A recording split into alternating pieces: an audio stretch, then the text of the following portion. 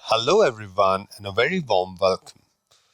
This is part 4 in the tutorial series in which we are building a PS Kit viewer web part in SPFX. In this tutorial, we will deploy and host the PDF viewer in a SharePoint Online site collection. So first and foremost, I am into the Visual Studio Code editor.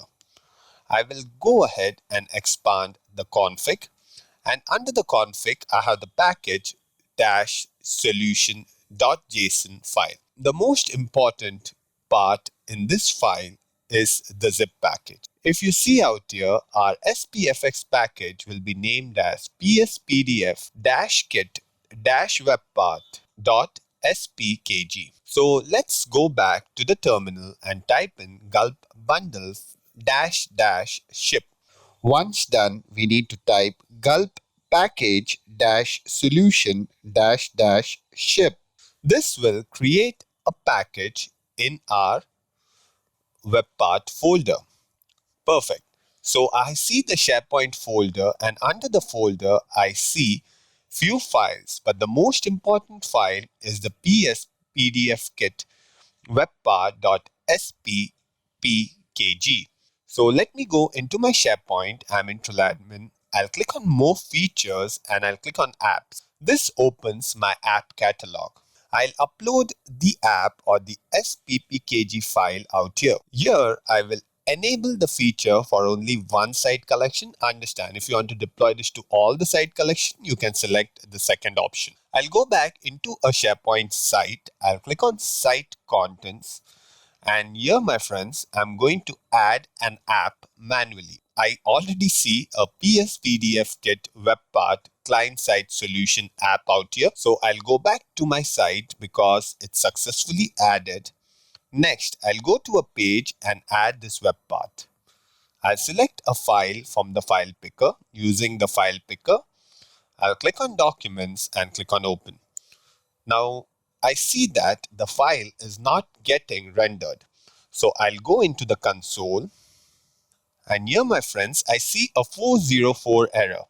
I see that there are few client-side libraries that are required and they are missing. Let's go to this path and look at the folder. So there is a folder, but inside this folder, we also have another folder, right? That is PSPDF Kit folder, and that is what is missing. So if you see, I need the PSPDF Kit -lib folder. Let me quickly reveal in File Explorer.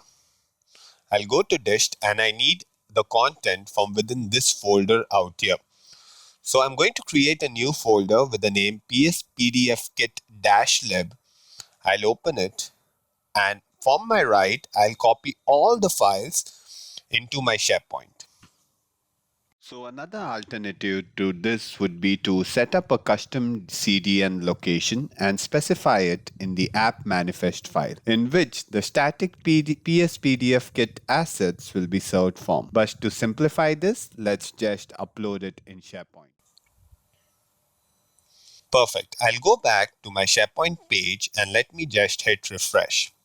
So here, my friends, the web part is loading. Now, I added the web part at a wrong place because it doesn't look that good, right? So let me add it somewhere else on the same page. I'll select the web part, and here I will select a file using the file picker, and the file is loading properly. Perfect. I'll republish the page.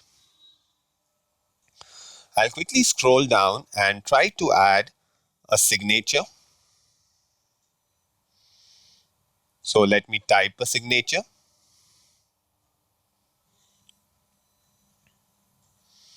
And let me click on done. Let me move the signature to the top.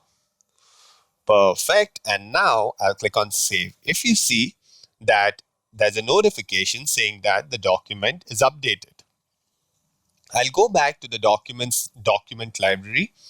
I'll open the document, and here, my friends, the signature is added. I hope this tutorial series was beneficial. And thank you for your time. Please like and subscribe the PS PDF Kit channel. Thank you. Have a great day and bye-bye.